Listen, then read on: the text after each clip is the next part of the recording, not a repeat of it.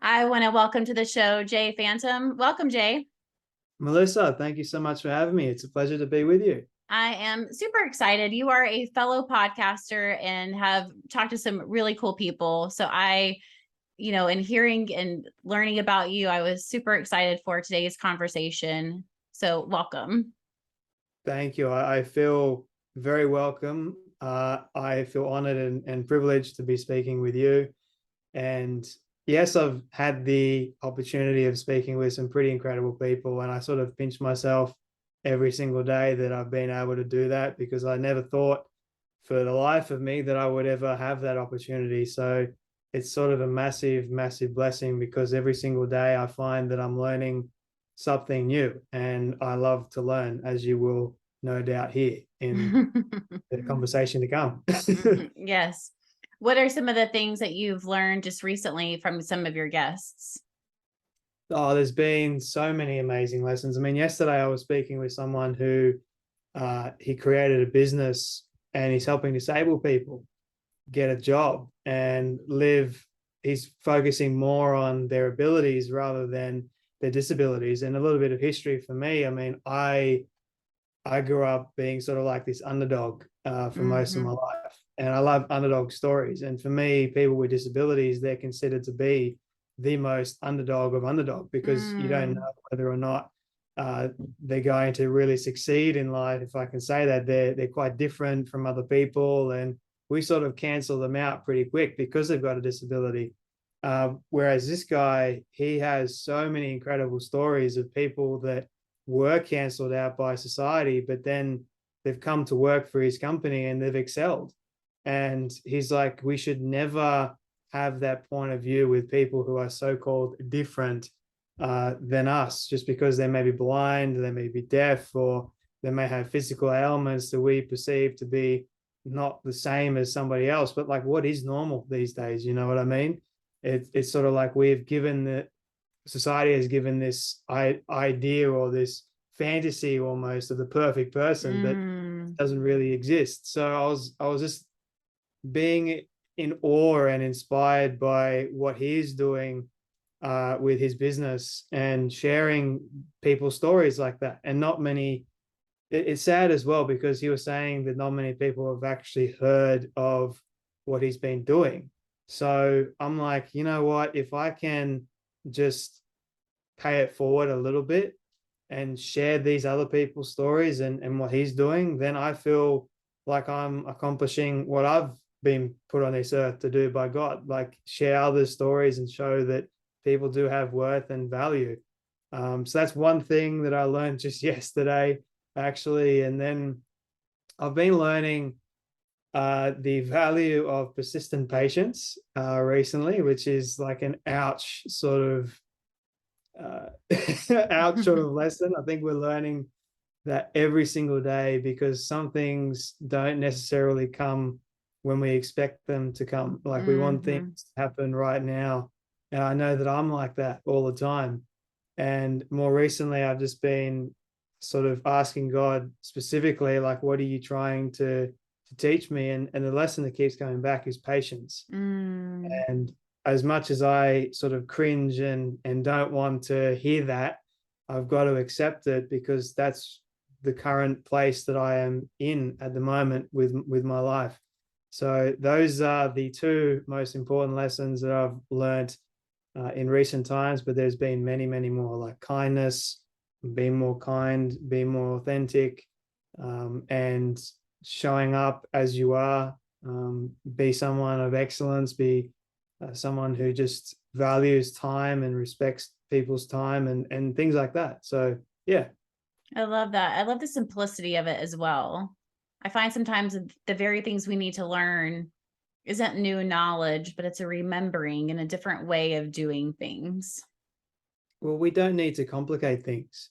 And the fact is, we as humans, we can be so good at complicating even the simplest of things. For whatever reason that is, maybe we think that we know more, or we allow ego into our life, and that ego tricks us or deceives us and makes us believe that we know better than somebody else, or we know better than this circumstance, but we don't. And the reason why I oftentimes complicate things in my own life is because I either want it now, or I think that it's not achievable. But Mm. I've learned oftentimes the hard way on my hands and knees that I shouldn't have complicated it. I should have just taken it over and given it over to God straight away and said, Lord, you take care of this for me. Like I can't do this alone. And I think that we should, number one, believe that God has got us, and number two, we should believe in ourselves. Mm-hmm. Because when we do complicate things, we lack that sense of belief in, number one, God and ourselves to actually get this thing done, to accomplish it, to move forward in our life. And so we get stuck, and we allow that weight of this so-called complication to overwhelm us and trap us even more. And we can't live the very best life that we're meant to live. We can't soar in life because we have decided to complicate things for ourselves. And Mm-hmm. it's just amazing how we do that on a regular basis. So Mm-hmm. yeah. Mm-hmm. Yeah, and as we do that, I'm thinking of my own life and my goals and dreams, and how I have not had persistent patience with a lot of them. And when I don't, I usually abandon them. And I'm a newly, I don't know what you want to call it, appointed self of me as being a gardener.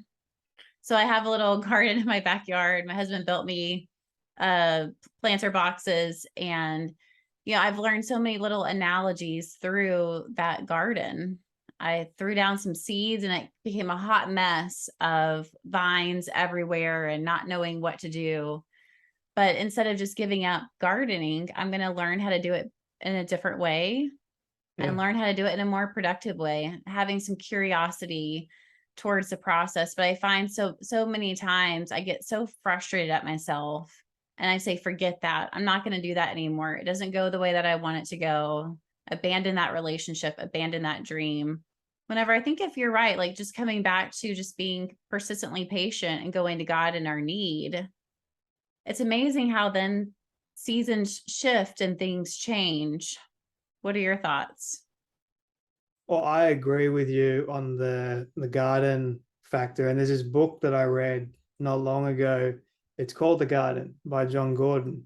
And he really talks about how we need to take care of our own personal garden, like our own emotions, our own thoughts, our own beliefs, our relationships. And it is very much like a garden, because if we neglect it, weeds start to grow.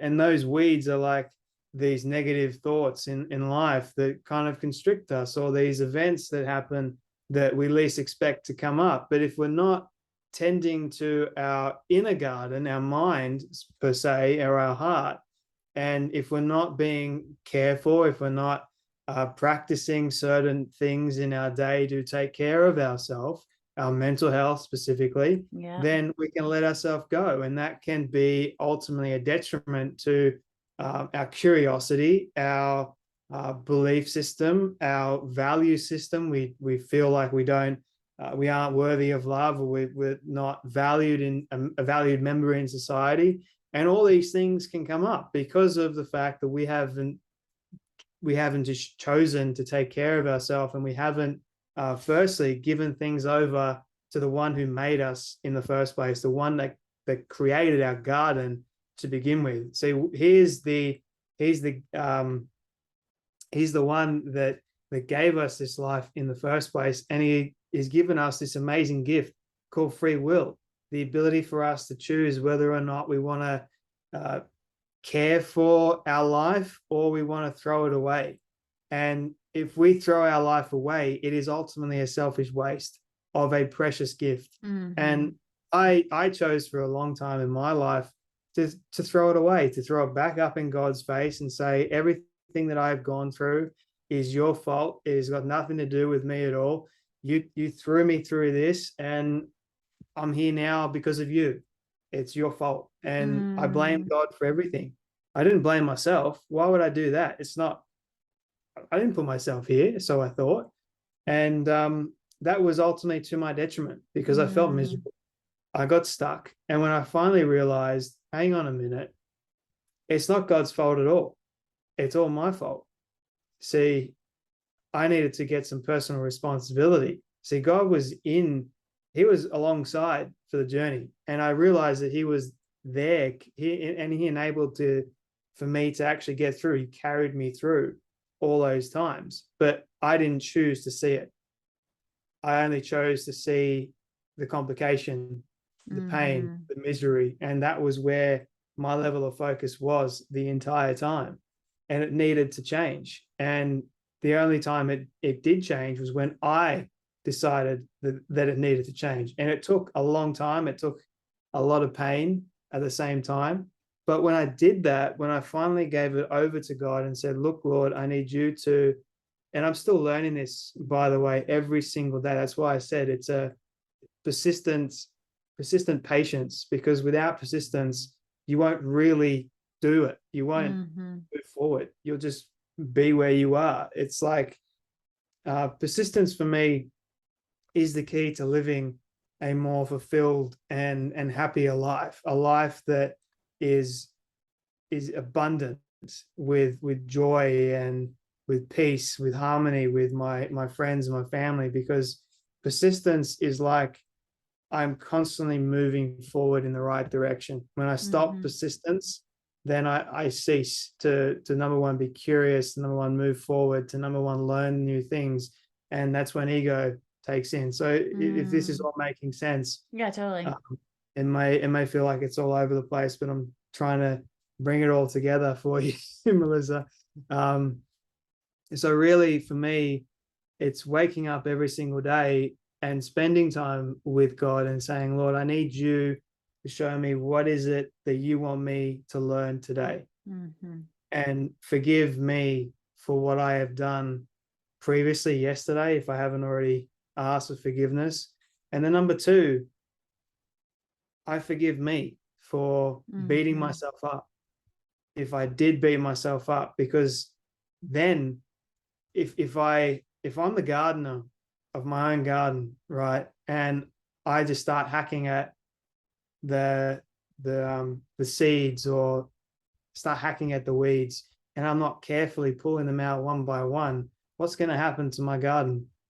I'm just beating up my garden, and that's not good for it. It's not good for me. It's not good for my health.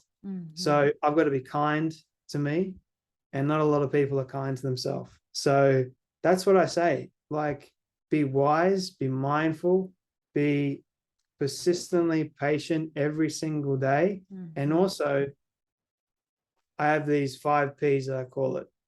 Persistently practice patience with prayer and perseverance, and you will get through. It will be okay. So if you do all that every single day, it will be okay. Your garden will start to flourish. And maybe a little bit slower than what we want it to be, but that's why we're persistently patient.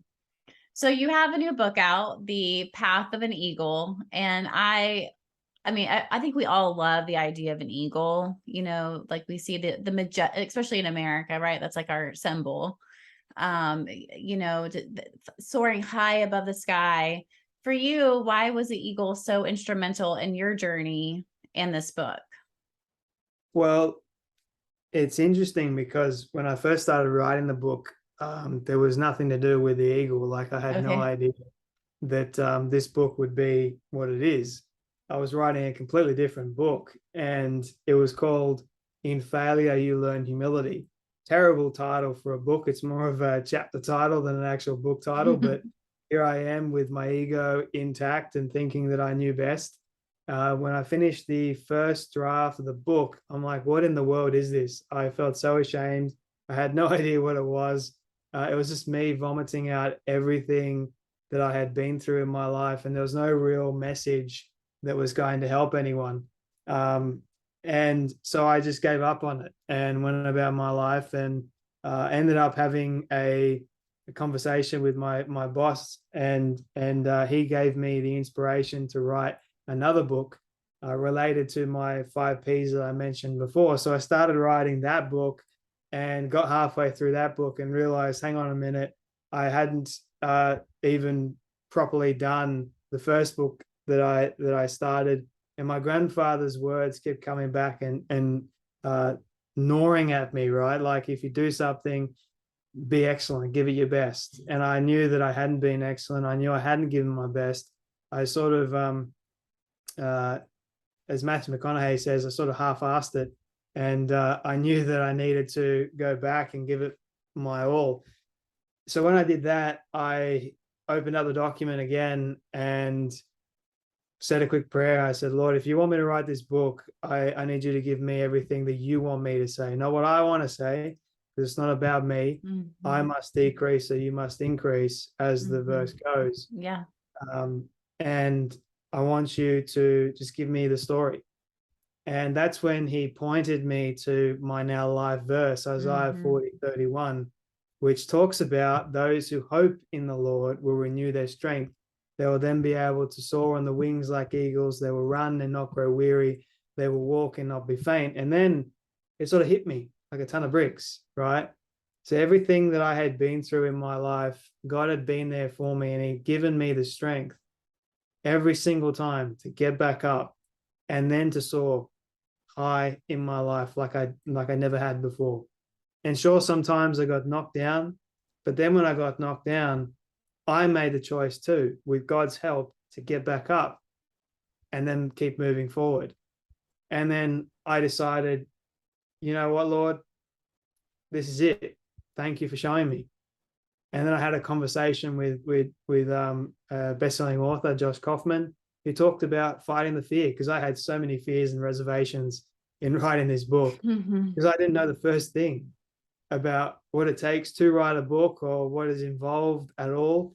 And he just said, you just need to fight the fear, like the ever-growing hydra, with creativity and willpower. So that's what I had to do.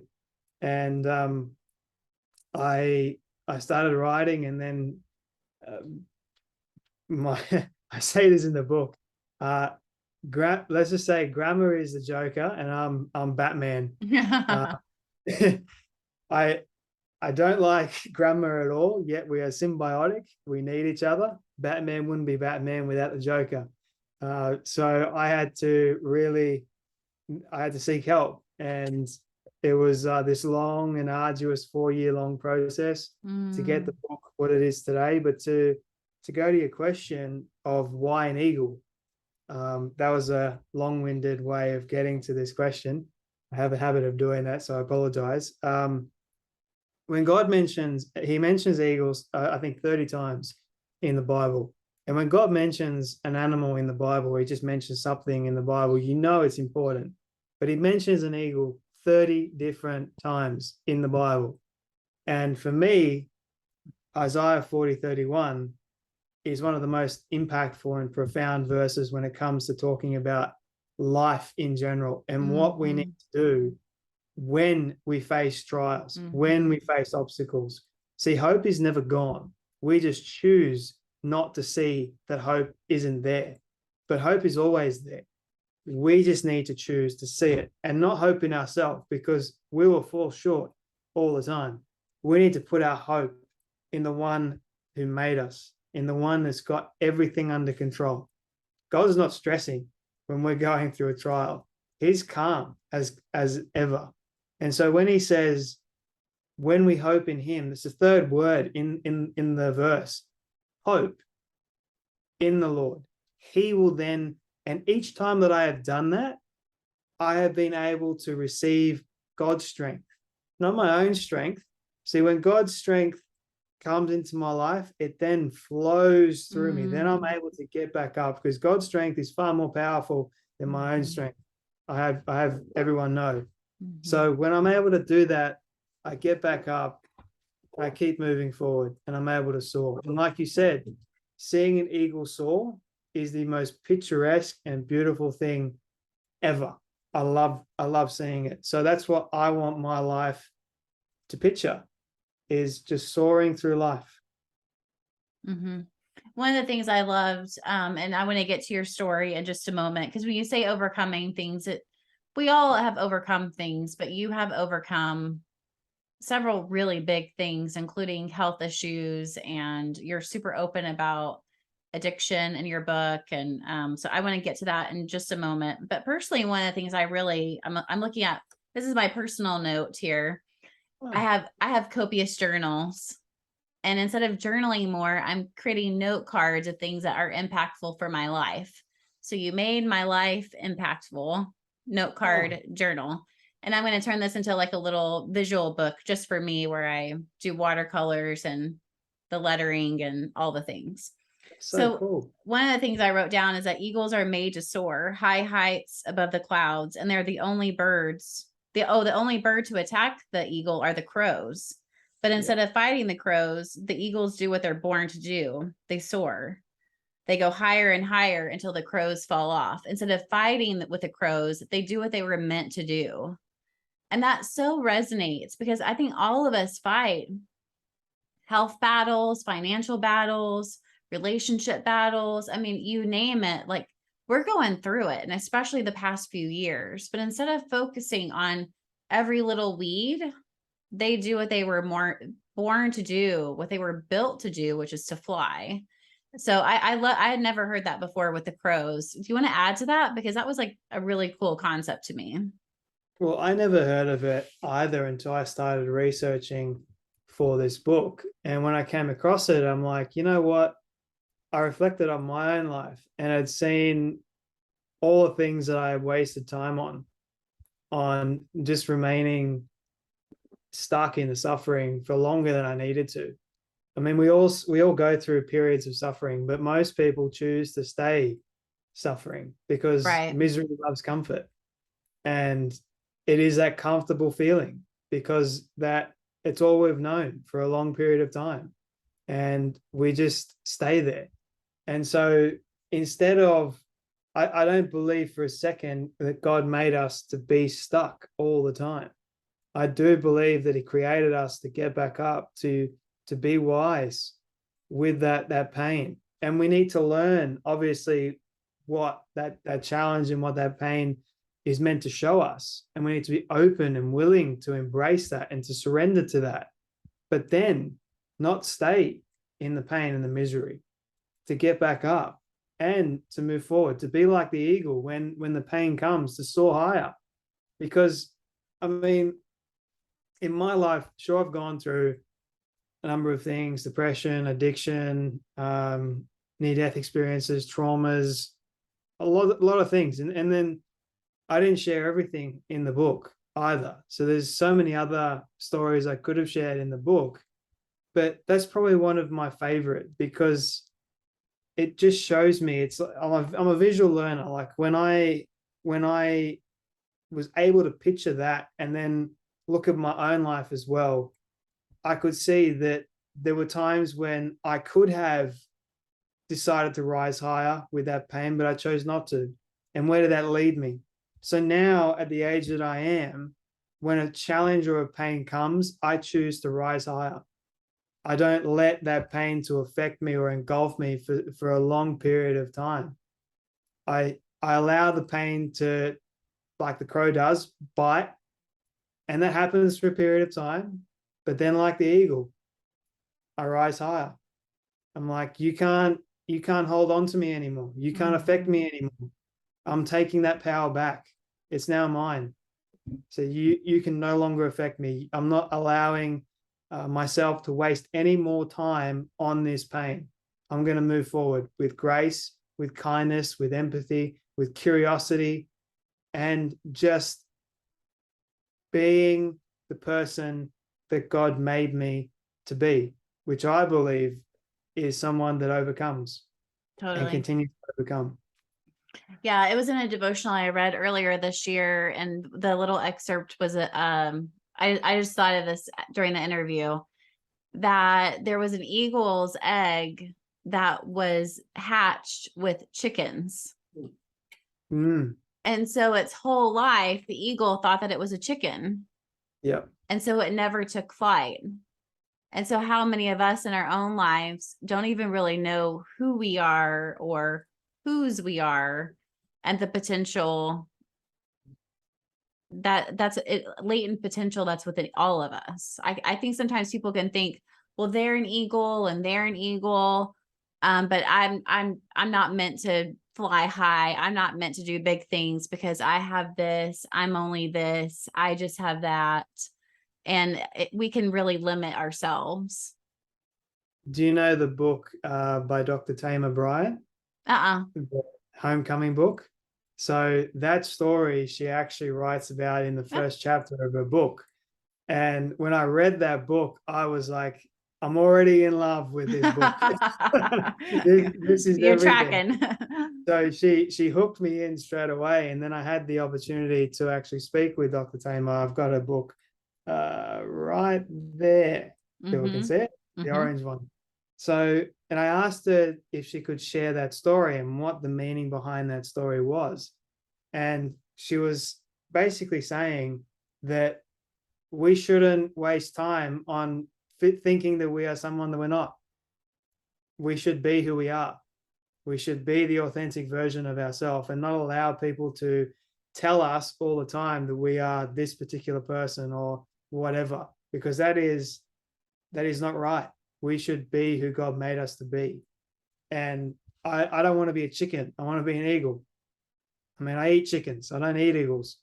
I can say that. And I want to be the person, the real person, the warts and all, the vulnerable side, the one that you know, just the one that struggled, but also the one that says, yes, I went through all that, but that made me who I am. This is who I am. I think that a lot of people need that permission. And I want to give people that permission to say your story matters, not because I say so, but because God made you so. He made you that way. He made you unique. He made you different to someone else. There are billions of people on this planet, and you are uniquely you. No one else can take that away from you, but we give that power over to someone else because of lies and false beliefs. And I think that all needs to change. And we need to give ourselves the permission to change that our own narrative and say, I want to be an eagle. I want to be on the path of an eagle, which is a unique healing path for each and every person. Because ideally, Melissa, I want people to soar in their life. So, but it all comes down to a choice. And for a lot of people, sadly, they choose not to make the choice. I hope that people listening to this or watching it will choose to make the choice, the right choice to soar. Yeah. And if it's okay with you, I want to push back a little bit because I don't think our pain and trauma, I don't think it makes us who we are. I think if we allow it to, it can reveal who we are. I like to think of the old blueprints that, architects don't use anymore because everything's on the computer, which prior to our conversation, we're both conspiracy theorists about the takeover. But I do miss like the old ways of and the visual of the blueprint. And I think of in heaven, there's a blueprint for each of us. Yeah. And they're all rolled up and they're all categorized, but each one of them is perfect. And each one of them is good. But I don't know that this side of heaven, very many of us get to live according to that blueprint. And I know for me, that's what I'm trying to do is become the person that God has created me to be. And it turns out that that's all he wants from me. He doesn't want me to perform or to please or to be perfect. He wants me to be in partnership, just to use another P word, with him. And that's something that is very freeing, that I think allows the chicken legs, the chicken self to kind of melt away a little bit and to kind of let a little air get beneath me. But whenever I'm focused on me being perfect, on everyone having to like me and, to perform, I think that just grounds us. Yeah. I think we need that grounding, that humility every single day to be on our hands and our knees and say, Lord, I fell short today. I didn't measure up to what I thought that I could have measured up to. And I think what you said before, you're right. Like, we have scars, but it's part of our story. It doesn't define our story. And I think that is a good thing, because if it really did define our story, then I don't think anyone would really move forward. Mm-mm. I think everyone would just be miserable all the time. And there are people out there that are like that are believing lies. And that's why I try and shift that narrative and say, Mm-hmm. you are capable of so much more. You Mm-hmm. can reach your full potential.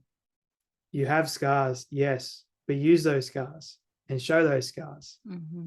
because the more accepting that we are of other people and the fact that we've all gone through crap, we've all gone through heartache, we've all gone through grief. It's normal. It is part of being human. And guess what? It's okay to be human. Mm-hmm. It's okay. But Mm-hmm. a lot of us don't believe that it's okay to be human Mm-hmm. at all. We like, what does it even mean to be human? Well, guess what? Everything you're going through, that's part of being a human, living this human experience, being alive, to live this life every single day, you waking up and having those scars as Mm-hmm. part of your story. That is a Mm-hmm. beautiful, beautiful thing. I'd much rather have scars than not have scars, Mm-hmm. to be honest, because they Yeah. carry stories of this is what happened in my life. Mm-hmm. This is what I learned as a result. And I Mm-hmm. think that God enables us to have those scars for our own benefit, to show us that this is ultimately life. Mm-hmm. And because when we get to heaven one day and we see the ultimate version of ourselves, we see this is who we get to be for the rest of all eternity. We'll look back and see, you know what? It all counted for something. Mm-hmm. And my story, your story, everyone's story, if we choose to use it as such, to point it back to the one that gave us a story in the first place. Mm-hmm. And that's what I try my absolute best every single day to live up to. Because I don't want to get to heaven one day and see what I could have become.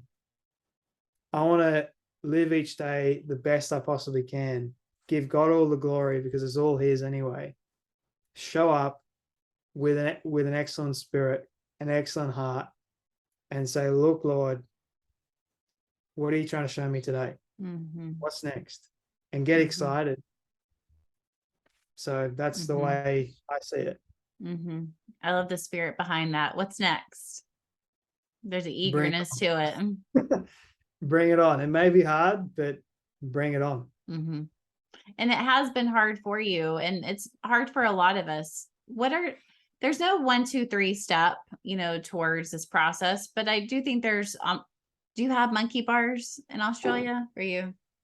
Oh yeah. Like I use those every single day. What do you call them that, or does it have a different name? Well, we call them monkey bars, and Okay. we also call them like, pull-up bars and things like that. Mm-hmm. So Mm-hmm. So I think of that monkey bars, kind of one bar to the next. What are some benchmarks or some practices that you have found helpful, and maybe some other people that have been influential in your life? Like I said, there's no clear 1, 2, 3 that you follow this formula and boom, you're soaring. But there are some practices that we can implement that will help us be better equipped to take flight. absolutely, it does take time, and I think we've got to be prepared for that level of time, however long it is. And like we were saying before, persistent patience. It's like, Mm-hmm. I look at it from this perspective that God has put me exactly where I need to be. It may not be exactly where I want it to be, but it's exactly where I need to be in order for God to show me who He wants me to be. And I may not like that, but so what? It is what it is. Mm-hmm. So I think it's better for us to just embrace it, surrender to it, and say, okay, Lord, here we go. Show up for me. And there are certain things that I do now in my life today that help me cope with what I'm going through. And there's something that I'm going through at the moment as I'm talking to you that is really, really challenging. Probably the most challenging thing that I've ever been through. And I can't I don't know if I'll ever be able to talk about it publicly, but it is just gut-wrenching. And it's a journey that I have to walk through circumspectly, and I have to be wise about it. And I may fall short. Mm-hmm. Don't know yet. But I know God has put it on my path. And the things that I do every single day, like wake up at the time that I wake up, which may seem crazy for people, it's like, 4 o'clock in the morning, but no one else is awake at that time. It's just me and the stillness of the morning air, getting that time alone with God and saying, look, Lord, I need you to help me to get through today. Just take one day at a time. Don't project, and you can still plan, but don't project and worry about tomorrow that hasn't even happened yet. Worry about today. How are you going to get through today if it is challenging? And so for me, exercise is another big and important factor. So I spend 2 hours of my time in the morning getting that exercise, making sure that I am helping my physical health as well as my spiritual and my mental health, because it's all encompassing. And I think if we fail to take care of our health, we've got literally nothing. So if we do that, that's good. I usually get back, and I've changed my diet so many times because I did so many stupid things growing up and suffering with eating disorders and what have you, that has sort of and there's consequences, and as such I've with those consequences. So I've got to fix up my diet and make it as healthy as I possibly can. I do have sort of indulgences, I guess you could say, which is like donuts and cookies. Okay, I was wondering. Yeah, I do. Are they fancy donuts and fancy cookies? Like if you indulge, is it like really special stuff, or is it just kind of like anything? It's very special stuff. It's got to be. I'm a big fan of like loaded donuts. So you've got to have like this either caramel filling in there, and I get these New York style thick cookies that are just ungodly and unreal. Honestly, they're heavenly. I say they're ungodly, but they're also heavenly at the same time. I don't know how it works, but they do. It's just it's magic. It's magic. Yeah. So I won't have it all the time, but when I do, I will indulge and I will enjoy it, because I didn't enjoy any of that before. Yeah. And I love doing that. I also love reading.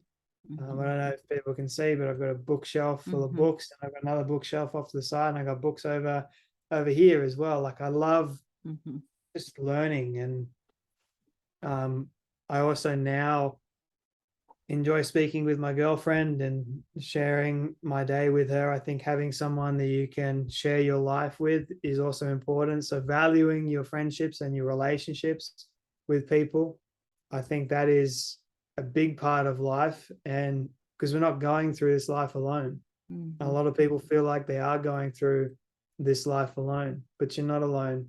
And the more we start thinking that there are people out there that are there for us, that are there to support us as well, more as well as God is too. But there are people out there that love you and care for you. I love that chapter title. The silence isn't golden when you're suffering. Yeah. Or silence isn't silence. Yeah. Because it's not golden. I mean, like growing up as a kid, people used to say, no one wants to hear you. Like be silent. But that saying of silence is golden. Like, where did that come from? It's not golden. It's sometimes you need to be quiet with certain things, but when it comes to your mental health, don't. We need to make it loud. So people can hear it. Get help. Yeah. Get help straight away. Ask someone. I mean, so many people, how many people are so afraid, especially men, I found, don't want to reach out, don't want to ask for help because shame, because they feel like they're not a man. No, you're more of a man for asking the help. Like, ask for help, please. I know I'm harping on it so much, but it's so important. So yeah, hopefully that helps. But and I know that everyone's different, you know, so everyone will have things that work for them. And I encourage people to just try different things. I mean, journaling is a big one. This is my Eagle journal. Love it. I've got so many little notes here and there, and I'll use my phone sometimes because I'm on my run and I have a thought and whatever. Yeah, so there's so many things that people can do, so many resources. Like there's a neuroscientist that I spoke to, and I suffered with anxiety for a period of my life, and he goes, you just put your hand over your heart and you breathe. Just breathe, calm yourself down. The power of breath, it's so important. It's powerful. Yeah. And as you're talking, I imagined big monkey bars and little monkey bars. I've never been able to do a monkey bar progression. But if I were to really want to do that, which I really don't care to, which is fine, I would get little monkey bars and I would at least begin to practice the motion. Yeah. So maybe, if you're, listening, maybe getting up at 4 a.m. isn't really accessible to you right now, but maybe getting up 10 minutes earlier. Maybe instead of a 2-hour workout, go for a walk for 15 minutes. Maybe if you don't feel like you have a lot of people around, pray. Like there's lots of baby steps to get to those big steps. And I want to add one more little monkey bar that's really important this season of my life. And that is having times of no doing. I'm very much of a doer person. I mean, typically I have every minute of my whole day pretty scheduled out. I mean, from the time I get up to usually 8 o'clock, and even to 8 o'clock, it's all scheduled. But I found in the season of my life, I do struggle with anxiety and depression.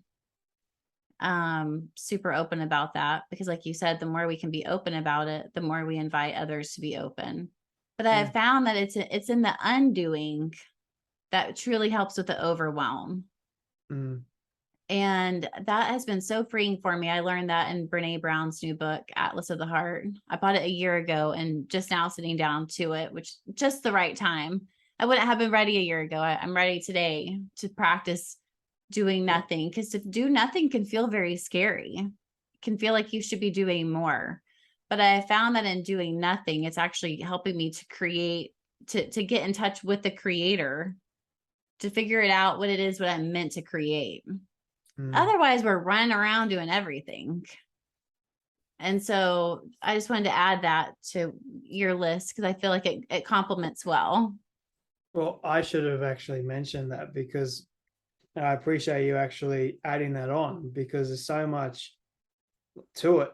And mind wandering is a perfect example and something that I love to do. So my friend Johan Hari in Stolen Focus, he talks about it. And then there's another book called Mind Wandering by a scientist, Moshe Bar, which is a very interesting book. There's so many elements to and so many creative aspects to when we just do nothing, sit there and let our mind just wander off. Different places. And sometimes for people, that can be a little scary because it might go to a place that you don't want to go to, but just allow yourself to be. And I think there's so much noise out there in society that we forget to just be still. We forget to be alone with our own thoughts. And sometimes, like I said, people can be scared of our own thoughts. I'm not. I love my own thoughts. I mean, I think of my brain like a castle, and not just a garden, but also a castle. And there's so many different rooms. And I'll be entering into one room and the next room and the next room. And when I let my mind wander, it's just this fun. And I enter into the fun room, like you mentioned the monkey bars. And I think that is another perfect analogy because in my room, there's so many amazing things that I'm climbing. I'm a happy monkey, right? I'm just enjoying myself. So I think the more we do that, the better it will be. Yeah. Well, this has been so good. Is there anything that we haven't hit that you want to go back to? I think we've covered a lot. Yeah. Be honest, I think I don't want to overwhelm people at all. But yeah, if they do want to read a book that has a lot of stories in there and isn't just like one of these, self-help books, I don't like reading those ones. I love books with stories in them. Yeah. You can get it, The Path of an Eagle. I'm not forcing people to get it. I just hope people realize their worth and they choose the best path possible in life. And I hope they enjoy the book. Yeah. Well, it is very enjoyable. And there are lots of stories and lots of things to think about and consider, which is what a good story does.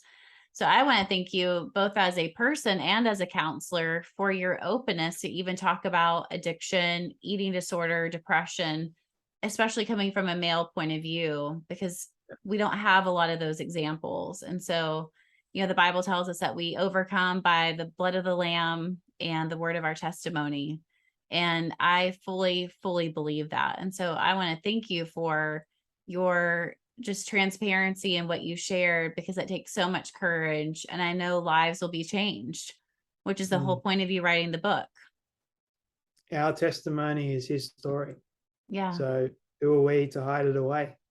Let the world see it. Well, so thank that's you. the way, that's my perspective. So thank you so much, Melissa, for allowing me to share. Well, thank you for being here.